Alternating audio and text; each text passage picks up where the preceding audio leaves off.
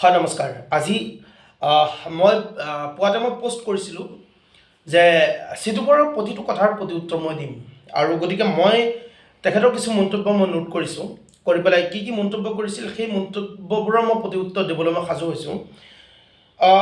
আচলতে চিটুপৰে কৈছিলে যে ম্যাগ কেতিয়াৰ পৰা খিলঞ্জীয়া হ'ল, গতিকে মই আপোনালোকক কওঁ যে এইটো চিটুপৰে প্ৰশ্ন কৰা মানে মূৰ্খামি কৰা।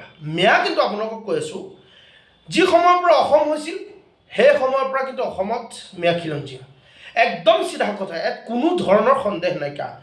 তাৰপিছত আপোনাৰ চিটুপৰে কৈছে যে চাইলেঞ্চাৰ ফুটা বাইকৰ দৰে মিয়াই চিঞৰিছে। গতিকে মই কওঁ চাইলেঞ্চাৰ ফুটা বাইকৰ দৰে মিয়াই চিঞৰা নাই, বৰঞ্চ মিয়াৰ শিক্ষাৰ অৰ্হতাৰ বাবে বিশ্বৰ দৰবাৰত অসমক চিনাকি কৰাই দিলে কিন্তু মিয়াই। আপোনালোকে গম পাইছে ইতিমধ্যে হাফিজ অসমৰ এজন একদম পিছপৰা অঞ্চলৰ এজন যুৱক হাফিজ এজন অধিবক্তা ইলিয়াছ হুছেইন, তেখেতে লণ্ডনত চাকৰি পাইছে, ৩৭ লাখ টকাৰ চাকৰি পাইছে। এইটো আমাৰ অসমৰ কাৰণে গৌৰৱ। এইবোৰ চিটুপৰে গম পাব লাগে, ইতিহাস তেখেতে পঢ়িব নেজানে। গতিকে মই এটা কথা কৈ আছোঁ, আপোনালোকে গম পাব যে এছাম ব্যক্তিসকলে হস্তীয় জনপ্ৰিয়তাৰ কাৰণে কিন্তু তেওঁলোকে কিছুমান আপত্তিকৰ মন্তব্য কৰে। আৰু মই এটা কথা কৈ আছোঁ যে আমাৰ মিয়া মানুহখিনিক যদি কোনোবাই গালি দিয়ে ৰাতাৰাতি তেওঁলোকে নেতা হৈ যায়। গতিকে মিয়াক যিমান সময়লৈকে কোনো ব্যক্তিয়ে গালি নিদিয়ে তেওঁলোকে কিন্তু নেতা হ'ব নোৱাৰে, স্পষ্ট কথা।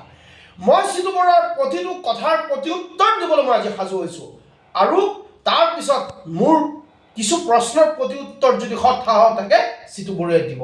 আৰু চিটুপৰৰ কিছুমান প্ৰশ্ন এইখিনি কম, আপোনালোকে শুনিব যে তেখেতে কৈছে মিয়া কেৱল নিজৰ জীৱন জীৱিকা আৰু বাসস্থানৰ বাবে ডিঙিত গামোচা লৈছে।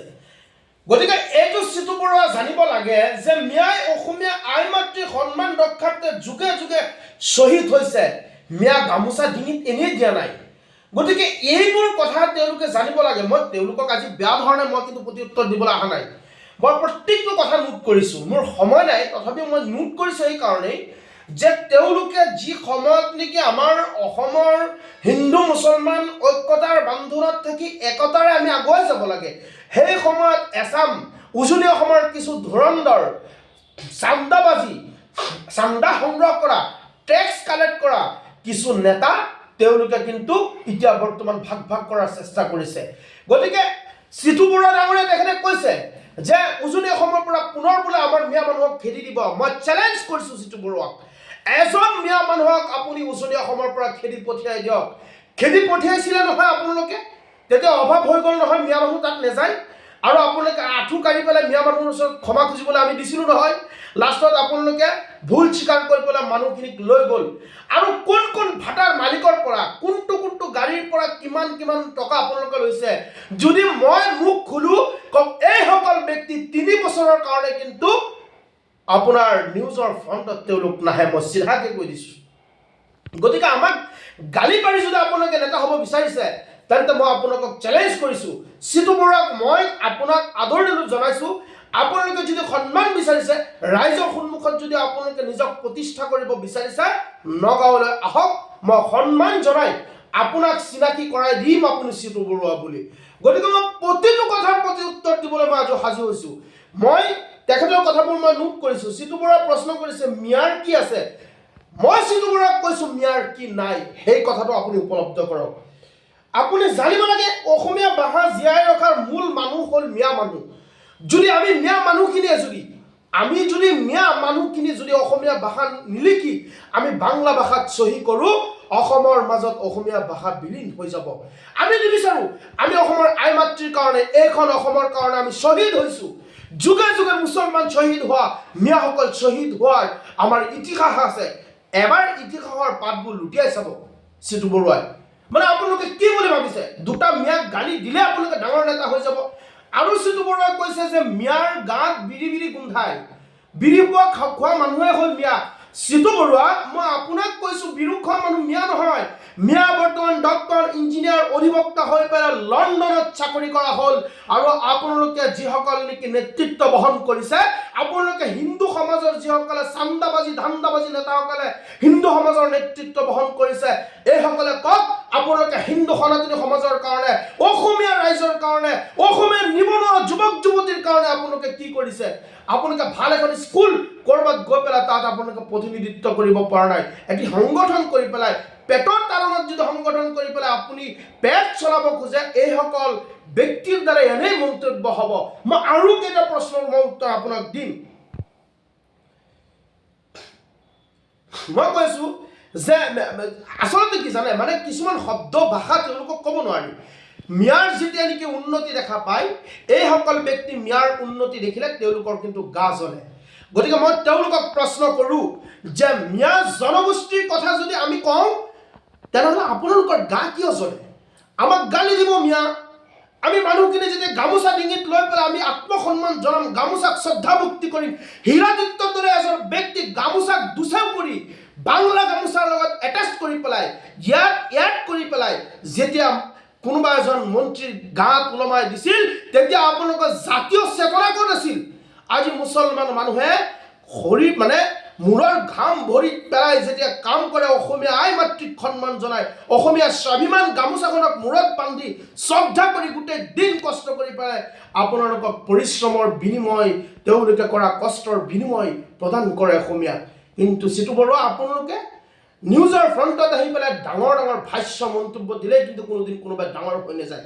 গতিকে মই আপোনালোকক ক'ম এটা কথা, যেনেধৰণে আপোনালোকে আমাৰ ওপৰত অন্যায় অত্যাচাৰ কৰিছে, কৈ আছে যে কিছুদিন পূৰ্বে আপোনালোকে যেনেধৰণে উজনি অসমৰ পৰা মিয়াৰ যিসকলে ভাড়া থাকিছিল, সেইসকল ব্যক্তিৰ ৰুমে ৰুমে সোমাই পেলাই বনিয়া মানুহ, কাম কৰা মানুহৰ ওপৰত অন্যায় অত্যাচাৰ কৰিছিল, আৰু সেইসকল মিয়া যেতিয়া উভতি আহি গৈছিল, তেওঁলোকক আকৌ আপোনালোকে হাতে ভৰিয়ে ধৰি পেলাই লৈ গৈছে।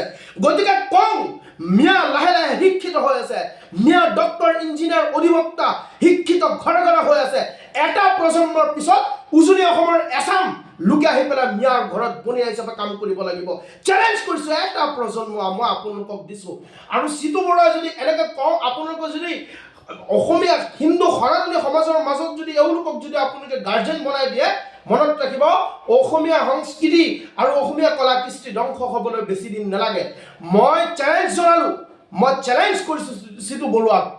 আমি অসমীয়া জাতিৰ মাজত আমি বেলেগ একো নিবিচাৰোঁ, আমি মিয়া স্ব জনগোষ্ঠী বিচাৰিছোঁ। আমি বৃহত্তৰ অসমীয়া জাতিৰ এটা অংগ, আমাক কোনো অসমীয়া জাতিৰ পৰা আঁতৰাই নিব নোৱাৰে। আমি অসমৰ, আমি বাসিন্দা অসমৰ, আমি বসবাস কৰোঁ অসমৰ মাজত, আৰু ইয়াৰ মাজত আমাৰ মিয়া স্ব জনগোষ্ঠী লাগিব, ইয়াত কোনো ধৰণৰ সন্দেহ নাই। যদি আমাক মিয়া স্ব জনগোষ্ঠী চৰকাৰে নিদিয়ে, 6 জনগোষ্ঠীৰ লগত মিয়া জনগোষ্ঠী এড কৰিব লাগিব। আৰু আমাৰ আত্মসন্মানৰ কাৰণে যদি আমাৰ জীৱন দি হ'লেও যদি আমি আন্দোলন কৰিব লাগে, আমি মিয়া জনগোষ্ঠীৰ কাৰণে আমি আন্দোলন কৰিম। কাৰণ আমি এই শব্দৰ দ্বাৰা আৰু অপমানিত হ'ব নিবিচাৰোঁ। আমি আগত ডিঙিত গামোচা লৈ পেলাই জয় অসমকৈ চিঞৰিছিলোঁ, আমি কৈছিলোঁ আমি মিয়া জনগোষ্ঠীৰ মানুহ, আমি অসমীয়া, বৃহত্তৰ অসমীয়া জনগোষ্ঠীৰ মানুহ, আমি অসমীয়া পৰিচয় দিওঁ। তেতিয়াও আপোনালোকে উপলুঙা কৰিছিলে, যেতিয়া মিয়া জনগোষ্ঠী বিচাৰিছোঁ তেতিয়াও উপলুঙা কৰিছিলে। এতিয়া মিয়া সম্প্ৰদায় আমি একগোট হৈ আমি সংগ্ৰাম কৰাৰ সময়। আমি ৰাজপথ অৱৰোধ কৰি পেলাই আমাৰ প্ৰাপ্য অধিকাৰ, আত্মসন্মান ঘূৰাই পোৱাৰ কাৰণে, আত্মসন্মান আমি জীয়াই থকাৰ কাৰণে আমি আমাৰ অধিকাৰ বিচাৰি আমি আন্দোলন কৰিম। ইয়াত চিতু বৰুৱা আৰু কিছুমান লেটু চুঙা নেতাই আমাক কেতিয়াও প্ৰতিৰোধ কৰিব নোৱাৰে। আমাৰ আন্দোলন অব্যাহত থাকিব। যদি ইয়াৰ পিছত আৰু কোনো প্ৰত্যুত্তৰ দিয়ে, তালৈ মই প্ৰত্যুত্তৰ দিবলৈ মই সাজু হৈ থাকিম। কিন্তু আমি আমাৰ জনগোষ্ঠী, মিয়া জনগোষ্ঠী যদি খোজাৰ কাৰণে কোনোবাই উপলুঙা মন্তব্য কৰে, মনত ৰাখিব এজন মিয়া মানুহ যদি উজনি অসমৰ পৰা খেদি পঠিয়াই, এতিয়া আমি মধ্য অসম বা নামনি অসমৰ পৰা নহয়, আমি উজনি অসমত প্ৰতিজন মিয়া গৈ তাত